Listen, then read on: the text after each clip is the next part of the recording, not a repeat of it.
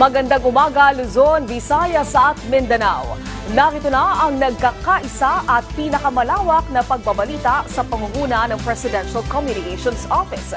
Kabilang ang PTV, Presidential Broadcast Service, Philippine Information Agency, Philippine News Agency at IBC. Ihahatid namin sa inyo mga komprehensibo at mahalagang balita mula sa iba't ibang bahagi ng bansa. Ito ang Balitang Pambansa.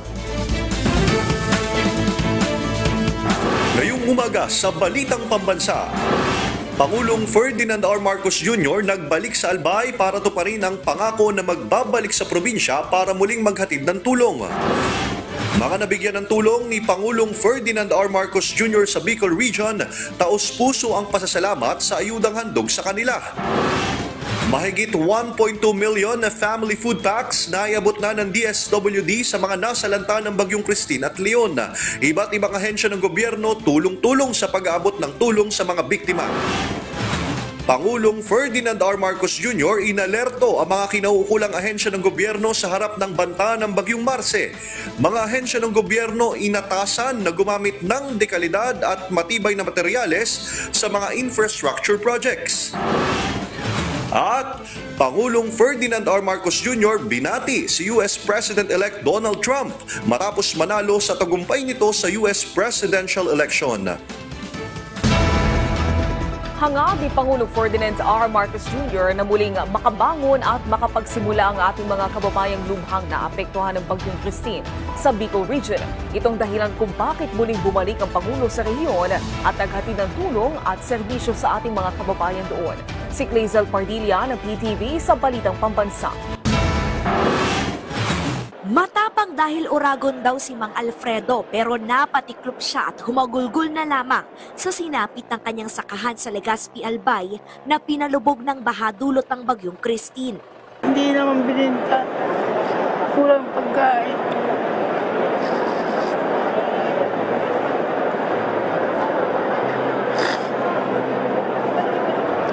Paano po ngayon yung Pasko niya, sir?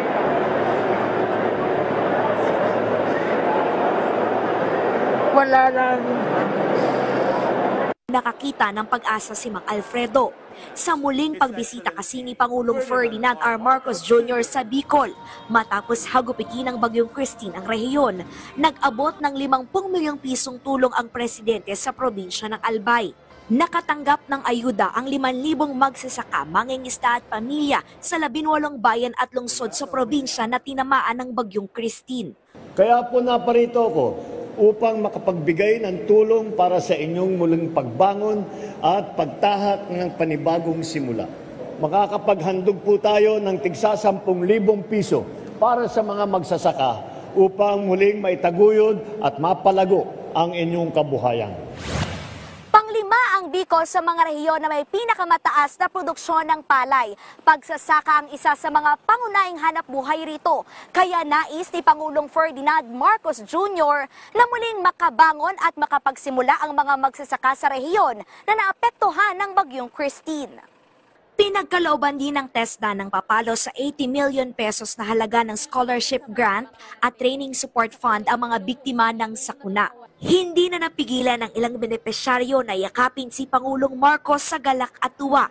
Laking pasalamat nila sa tulong na personal na iniabot ng presidente. Malaking tulong ang 10,000. Magabili na kami mga kailangan. Nagpapasalamat ako sa assistance na binigay ni BBM kasi malaking tulong na po. Malaking tulong po sa amin, pati sa mga kabarangay ko. Nakaraang linggo lamang naghatid ng 130 million pesos na iba't ibang tulong sa Albay, Camarines Sur at Naga si Pangulong Marcos. Tinutukan niya ang mabilis na distribusyon ng relief goods at rescue operation. Ngayon na medyo nalampasan na natin yung phase na yon, andito naman tayo para bibigyan ng tulong yung mga nasiraan ng hanapbuhay, lalo na yung ating mga magsasaka at yung ating mga mangingisda. Dahil alam naman natin, pagdaan ng bagyo, pagdaan ng ganitong klaseng baha, ay ang daming nasisirang tanim, ang daming nasisirang mga fish pen. Nakita nga namin ito nung unang bisita namin dito. Kaya sabi ko, hindi lamang yung binibigay ng Department of Agriculture, ngunit idadagdag pa natin. Sabi ni Albay Acting Governor Glenda Bungao, patunay ito na prioridad ni Pangulong Marcos ang kapakanan ng mga naapektuhan ng kalamidad, lalo ng mga nasa sektor ng agrikultura. Ang pagbisita po ng ating Pangulong ay isang patunay kung gaano kayo kahalaga aming mga magsasaka at mangingisda. Mr. President, pangalawang linggo ko na po ito bilang acting governor at pangalawang beses ko na rin po kayong nakikita dito sa rehiyong Bicol. Tunay na inaalagaan niyo po ang mga uragon na Bicolano. Bukod dyan, tinututukan ni Pangulong Marcos ang solusyon sa mga problemang maaring lumitaw dahil sa climate change. Inatasan niya ang DPWH para gumawa ng mga dekalidad, ligtas at matitibay na infrastruktura. Pinadali ang akses sa pondo ng NDRRMC para magamit sa panahon ng emergency at muling naglaan ng pondo para sa Quick Response Fund upang matiyak ang walang patid na tulong sa mga biktima ng Bagyong Christine. Nangako rin ang presidente na hahanapan ng pondo mula sa kanyang tanggapan para matulungan ang ating mga kababayan sa pinakamalalayo at liblib na lugar na naapektuhan ng Bagyong Christine. Mula sa PTV Manila, Kalezal Pardilia para sa Balitang Pambansa. Tiniyak ni Pangulong Ferdinand R. Marcos Jr. na hindi titigil ang hakbang ng pamahalaan hanggat hindi na ibabalik sa normal na kondisyon ang mga napinsala ng Bagyong Christine sa Bicol Region. Inatasan din ng Pangulo ang mga kinauukulang ahensya ng pamahalaan na gumamit ng dekalidad at matibay na mga materyales para sa mga proyektong pang-infrastruktura. Si Kenneth Pasyente ng PTV sa Balitang Pambansa. Babango ng Bicol Region. Yan ang tiniyak ni Pangulong Ferdinand R. Marcos Jr. sa kanyang muling pagbisita sa Camarines Sur ilang linggo matapos ang pananalasa ng Bagyong Christine. Siniguro ng Pangulo na hindi titigil ang pamahalaan sa mga hakbang nito para maibalik sa normal na kondisyon ang mga napinsala ng Bagyong Christine sa rehiyon. Pagbibigay din niya, kailangan na ang proactive na approach para maiwasan na ang malawakang pagbaha, bunsod na rin ng climate change. Kasabay ang pagbibigay direktiba sa DPWH para pag-aralan ang pagbabago sa master plan ng Bicol River Basin Development Project para hindi na maulit ang matinding pagbaha sa rehiyon. Hulyo nitong taon ay nakumpleto na ng Department of Public Works and Highways ang updating, ang pagbabago ng master plan at feasibility study ng Bicol River Basin upang gawin itong akma sa mga hamon ng pagbabago ng klima natin. Sa kasalukuyan ay inaayos na ang detailed engineering design na inaasahang masisimulan sa first quarter na susunod na taon. Next year, pagsimula ng pagpasok ng New Year na 2025 ay masisimulaan na natin itong ating mga ginawang plano para hindi na ganito kalala ang pagbabaha sa Bicol River Basin.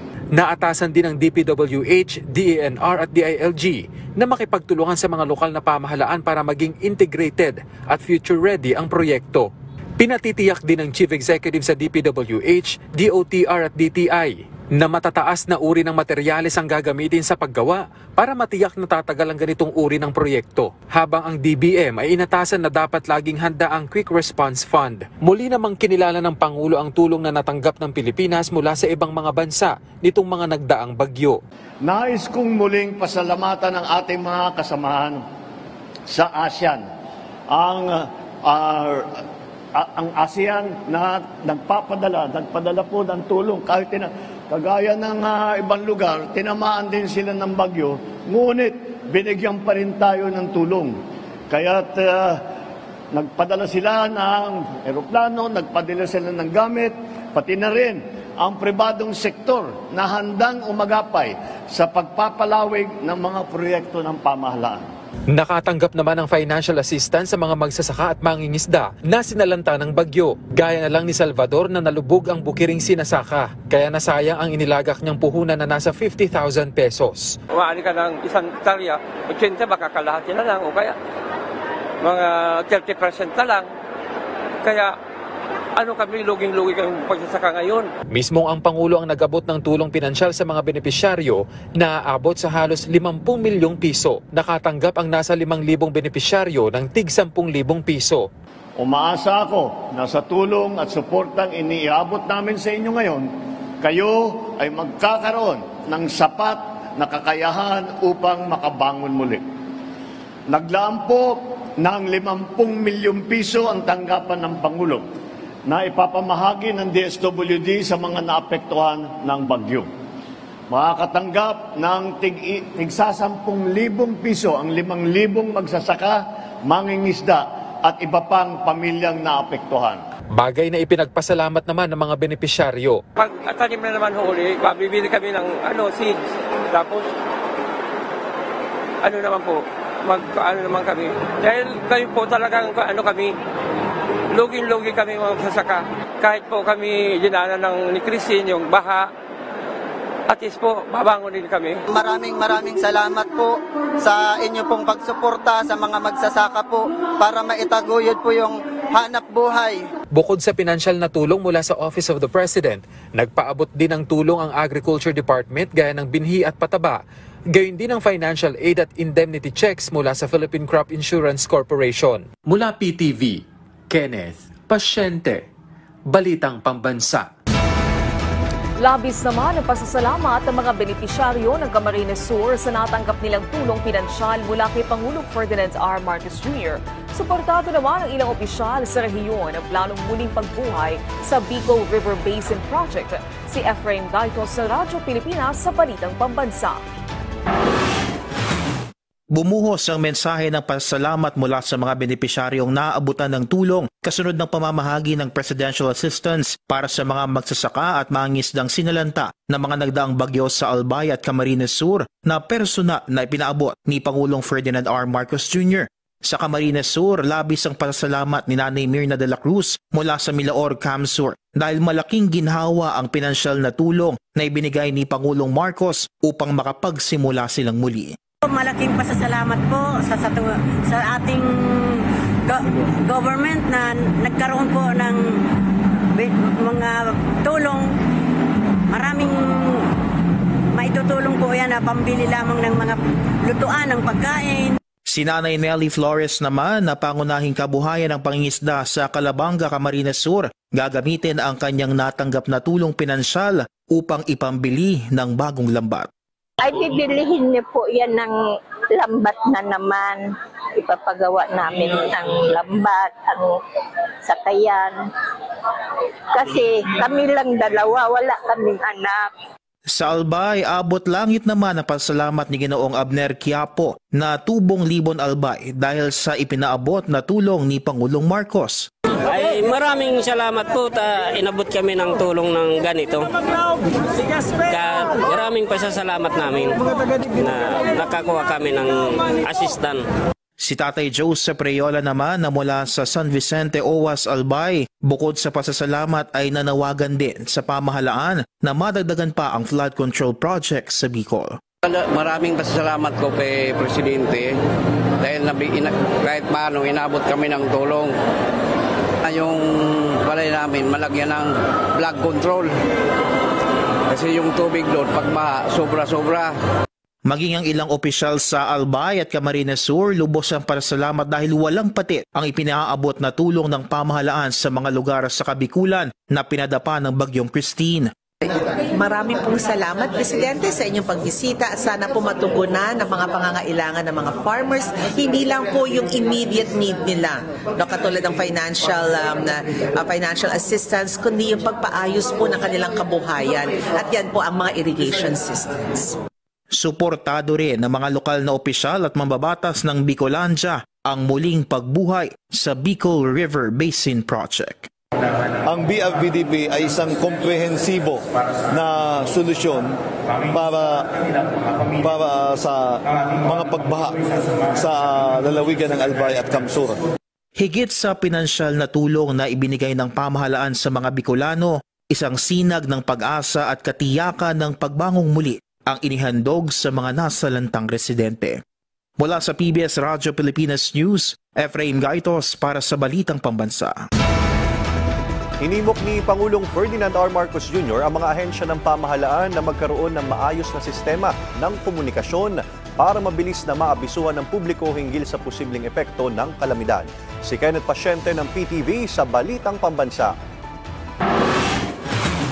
Kasunod ng paglakas ng bagyong Marce, inalerto ni Pangulong Ferdinand R. Marcos Jr. ang kinaukulang ahensya ng gobyerno sa harap ng banta ng posibleng epekto nito. Hinimok ng punong ehekutibo ang mga ito na magkaroon ng maayos na sistema ng komunikasyon para sa mabilis na pag-abiso sa mga apektadong residente. Lalo na anyat ang hudyat ng mga kinaukulan ang laging pinagbabasehan ng kilos ng mga mamamayan. Naatasan din ng DPWH at DOTR na mag-standby para sa posibleng clearing operations at inabisuhan na dapat ay handa ring tumulong ang mga sasakyan ng pribadong kumpanya na kabilang sa Build Better More program ng pamahalaan. Sinabi rin ng punong ehekutibo na dapat ay nakaalerto na ngayon pa lang ang mga rescue equipment ng lahat ng antas ng pamahalaan para makatulong sa mga ikakasang rescue operation. Dapat din anyang round the clock ang pagbabantay sa mga ilog at iba pang lagusan ng tubig. Habang dapat anya ay masunod ang mga protocol sa mga dam sakaling magkaroon ng potensyal na pag-apaw ang mga ito. Pinatitiyak din ng Pangulo na nasa ligtas na lugar ang mga relief goods para agad na maipamahagi sa mga nasalanta ng bagyo. Pinasasalamatan din niya ang healthcare workers na ngayon pa lang ay nakaantabay na para magbigay ng atensyong medikal sa mga nangangailangan. Muli namang ipinaalala ng Pangulo ang kahalagahan ng pagiging handa at pag-iingat dahil giit niya, bawat buhay ay mahalaga. Mula PTV, Kenneth Pasyente, Balitang Pambansa. Umabot na sa higit 1,200,000 ang kabuang bilang ng mga kahon ng family food packs na naipamahagi ng Department of Social Welfare and Development sa mga pamilyang nasalanta ng Bagyong Christine at Leon. Ang mga family food packs ay naipamahagi sa mga pamilyang nasalanta ng bagyo sa Bicol, Calabarzon, Central Luzon, Eastern Visayas, Cagayan Valley, Ilocos at National Capital Region. Mimero pa na mahagi din ng family food packs sa Cordillera Administrative Region, Western Visayas, Zamboanga Peninsula, Northern Mindanao, Soxargen, Caraga, Davao, Central Visayas at Bar. Sa ngayon ay naglaan ang DSWD na mahigit 1 milyong family food packs na handang ipamahagi sa mga pamilyang tatamaan pa ng bagyo. Balita naman mula sa PNA, may alok na calamity loan assistance ang Pag-ibig Fund para sa kanilang mga miyembro na naapektuhan ng magkasunod na bagyo sa Pilipinas. Ayon sa Pag-ibig, mayroong mababang interest rate ang kanilang offer na nasa 5.95%. Maaring humiram hanggang 80% ang kanilang savings sa mga benepisyaryong 2 taon ng miyembro o higit pa. Dagdag pa ng Pag-ibig, mas mainam kung sila ay active contributor sa nakalipas na 6 na buwan. Samantala, ang calamity loan ay marirelease sa loob ng 2 to 3 business days basta't kumpleto at updated ang record ng mga borrower. Mga magsasakang apektado ng Bagyong Christine sa Albay nagpasalamat kay Pangulong Marcos Jr. sa karagdagang 10,000 pisong tulong pinansyal. Ang detalye sa Balitang Pambansa ni Sally Althea ng PIA Albay. Laking panlulumo ang nadama ng magsasakang si Sylvia Balitaan ng Ligao City, Albay nang makita ang kanyang mga pananim na nasalanta ng Bagyong Christine. Ang Bagyong Christine, naapektuhan ako dahil una-una sa lahat yung ulan, 24 hours, lampas, bago yung bagyo. Doon ko nadama na iba na talaga to. Tapos, kinabukasan, umikot ako sa pananim ko. Nanilim yung paningin ko. Kaya naman napayakap siya sa tuwa at pasasalamat kay Pangulong Bongbong Marcos nang kanyang tanggapin ang 10,000 piso na tulong pinansyal para sa magsasaka at mangingisda na naapektuhan ng Bagyong Christine sa Albay. Yung naramdaman ko kay Presidente, yung tuwa ko sa kanya, inakap ko siya, naramdaman ko yung puso niya at puso ko. Tumulong talaga siya ng higit pa. Laking pasasalamat rin ni Meridel Montiveros ng Pawa, Legazpi City sa Pangulo dahil sa tulong na muling makaahon sa pinsalang dala ng bagyo sa kanyang mga pananim. Laking nagbigay si Presidente Marcos dahil yung aming katabi marahil na disgrasya. Kaya maraming salamat sa bigay ng tulong sa amin. Masaya ako dahil nayakap ko siya. Nalubog naman sa baha at putik ang mga pananim na palay ni Fernando Boaro mula sa Tabaco City. Maliban pa sa tulong na binhi mula sa Department of Agriculture, tumanggap rin siya ng karagdagang 10,000 mula sa Pangulo. Ako lang salamat po sa tuyang presidente mo niyan na arutin ang katabangan ninda. Ako lang salamat talaga dahil may masabi ang kapasalamatan mo. Salamat talaga sa mga Diyos na arutan naabot sa muya na halaga. Nagpapasalamat din si Albay Acting Governor Glenda Ong Bonggao sa muling pagbisita ng Pangulo sa lalawigan na aniyay pagpapakita ng malasakit sa mga Bicolano. Ito na po ang aking pangalawang linggo sa posisyon na ito bilang acting governor, and pangalawang beses ko na rin po nakikita ang ating Pangulo dito po sa Bicol Region. Kaya makikita natin kung gaano talaga inaalagaan ng Pangulo ang mga Bicolanos dahil parati po siyang nandito. Pinangunahan ni Pangulong Marcos ang pamamahagi ng may kabuang 50 million peso na tulong pinansyal para sa 5,000 magsasaka, mangingisda at pamilya sa lalawigan ng Albay na dumanas ng pagkapinsalang dala ng Bagyong Christine. Layunin ng karagdagang tulong na ito na maalalayang makabangon at manumbalik sa normal ang kanilang pamumuhay at hanap buhay. Sally Altea ng Philippine Information Agency Albay para sa Balitang Pambansa. Magkakasana ng preemptive evacuation ng Cordillera Regional Disaster Risk Reduction, partikular na sa mga nakatira sa mapanganib na lugar. Bahagi yan ng paghahanda sa posibleng epekto ng Bagyong Marce. Si Debbie Gasinga ng PIA sa Balitang Pambansa. Inatasan ng Cordillera Regional Disaster Risk Reduction and Management Council ang lahat ng local DRRM councils na pangasiwaan ang preemptive evacuation lalo na sa mga naninirahan sa mapanganib na lugar bilang paghahanda sa epekto ng Bagyong Marce. Binigyang diin din ng council ang pagsunod sa kautusan ng DILG na ipatupad ang forced evacuation sa mga lugar na high risk sa flooding, landslides at iba pang panganib. I urge the local chief executives to lead in the implementation of preparedness and response readiness activities in their respective localities. Remember that DRRM and public safety is our collective responsibility. Magtulungan po tayong lahat. Kasabay naman ang pagsisiguro ng DSWD na handa ang kagawaran na magbigay ng agarang tulong sa mga maaapektuhan ng bagyo. Nanawagan ang ahensya ng agarang paglikas kung kinakailangan. Kung sa tingin ninyo ay it's already dangerous, hindi na ho maayos yung kalagayan, tumataas na yung tubig, bago pa po tumaas ang tubig, lumikas na po tayo. Kaya nga po meron po tayo palaging nakaprepare ng mga evacuation centers. Samantala, tinututukan ng Municipal DRRM Office ng Sabangan Mountain Province ang pagbibigay ng babala at paalala sa mga lugar na malapit sa ilog. Naitala sa bayan ang magkasunod na insidente ng pagkalunod sa pananalasan ng nagdaang 2 bagyo. I-restrain na pa lang do mga activities within the river during this typhoon season.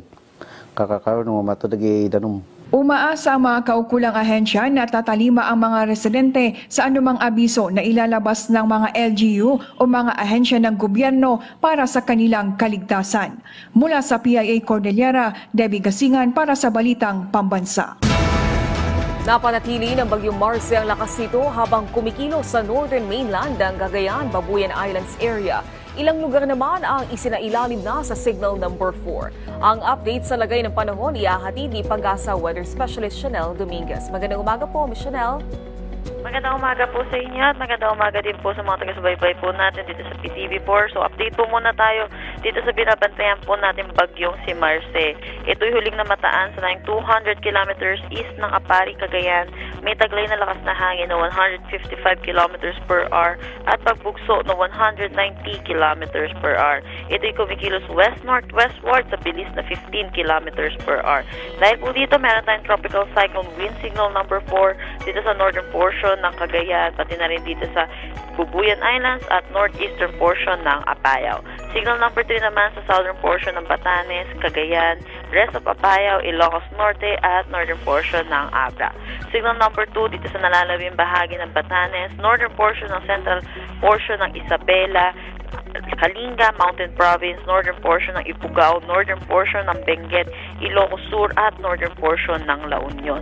Signal number 1 naman sa nalalaming bahagi ng La Union, Pangasinan, Ifugao, Benguet, Isabela, Quirino, Nueva Vizcaya, northern at central portion ng Aurora, northern portion ng Nueva Ecija at northern portion ng Zambales. So nakikita naman po natin, possible po ang landfall scenario dito or mag-traverse po itong bagyong si Marce dito sa may Babuyan Islands at northern portion ng mainland Cagayan, Ilocos Norte at Apayao mamayang hapon hanggang bukas ng madaling araw. Si Marce ay possible din lumabas ng ating Philippine Area of Responsibility bukas ng gabi. Yan po muna latest dito sa Pag-asa Weather Forecasting Center. Chanel Dominguez po, magandang umaga. Maraming salamat ni Chanel Dominguez. Nagpaabot ng pagbati si Pangulong Ferdinand R. Marcos Jr. sa pagkapanalo ng nagbabalik at dating US President Donald Trump sa US presidential elections.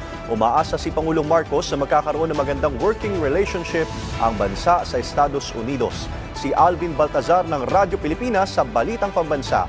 Alvin?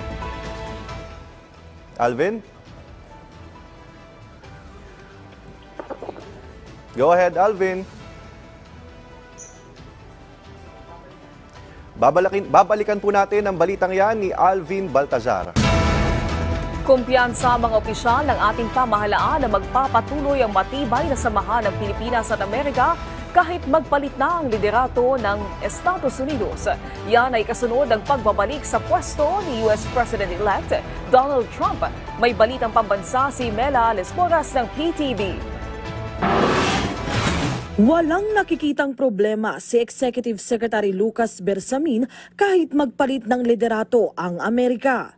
Sa isang pagtitipon kagabi, nagpaabot ng pagbati si Bersamin kay US President-elect Donald Trump kasabay ng pag-asang patuloy pa rin ang magiging magandang samahan ng Pilipinas at Estados Unidos. The Philippines and America have shared history and we have this desire for peace in this region. So I think the commitments will be followed through. Si House Speaker Martin Romualdez, kumpiyansa ring hindi matitinag ang matibay na relasyon ng dalawang bansa. Kahit ang mga hakbang para sa ibayong pagpapabuti ng ekonomiya ng Pilipinas at Amerika, tiwala rin siyang magpapatuloy lang. I believe that there will be continuity of economic activity, investments, and in the case of security and defense arrangements, we'll be having as much, if not more, support. Tiniyak naman ni US Ambassador to the Philippines Mary Kay Carlson na walang magbabago sa pagitan ng dalawang magkaibigang bansa. Kahit nasasabik na ang marami sa muling pag-upo ni Trump, marami pa raw dapat abangan sa ilalim ng pamumuno ni US President Joe Biden. We're very excited to renew our coordinates with the Trump administration, between Trump and the President Trump and the Philippines. But also remember, in the United States, there's one president at a time. So until January 20th, we will be continuing to fulfill the Biden administration's agenda. We still have a lot on our plate, including some big visits and some important conferences coming up. So we look forward to finishing out strong and then starting out strong with the new administration. Pare-parehong nakapanayam ng media sina Bersamin, Romualdez at Carlson kasunod ng pag-arangkada ng Manila Dialogue on the South China Sea sa Taguig City kagabi. Sa pagtitipon, tiniyak ng gobyerno ng Pilipinas ang patuloy na pagsusulong ng karapatan ng bansa sa West Philippine Sea sa isang mapayapa at diplomatikong paraan. As Speaker of the House, I assure you that our legislative branch stands firmly behind our efforts to fortify our nation's national security. The Philippines will continue to work with ASEAN member states and China towards the early conclusion of an effective and substantive code of conduct in the South China Sea. Mula sa PTV, Mela Lesporas para sa Balitang Pambansa. Babalikan natin ang balitang ito. Nagpaabot ng pagbati si Pangulong Ferdinand R. Marcos Jr. sa pagkapanalo ng nagbabalik at dating US President Donald Trump sa US presidential elections. Umaasa si Pangulong Marcos na magkakaroon ng magandang working relationship ang bansa sa Estados Unidos. Si Alvin Baltazar ng Radyo Pilipinas sa Balitang Pambansa. Alvin. Umaga, President Trump has won. Ito ang bungad sa statement na inilabas ni Pangulong Ferdinand Marcos Jr. patungkol sa anyay victory o tagumpay sa ibinaos na halalan sa Estados Unidos. Bahagi din ng mensahe ng pagbati ng Pangulo ay ang pag-asang makatrabaho ang incoming US President sa iba't ibang aspeto na magbubunga ng benepisyo kapwa sa Pilipinas at sa Amerika. Looking forward din si Pangulong Marcos sa mas malalim pang ugnayan sa pagitan ng dalawang bansa sa gitna ng magkatulad na bisyon at matagal lang pagtutulungan. Nagpahayag din ng pag-asa ang presidente na saan ay hindi nakikilos na alyansa ng dalawang bansa ay tatakin pa nito ang landas ng kasaganaan at pagkakaibigan sa Pacific region. Committed ani ang Pilipinas sa pagkakaroon ng durable partnership sa Estados Unidos na nakabase sa kalayaan at demokrasya. Dagdag ng Pangulo na naniniwala siyang sa liderato ni Trump ay magbubunga ito ng mas magandang bukas para sa lahat. Nagulat mula sa Palasyo ng Malacanang, ako naman si Alvin Baltazar ng Radyo Pilipinas para sa Balitang Pambansa. Maraming salamat, Alvin Baltazar.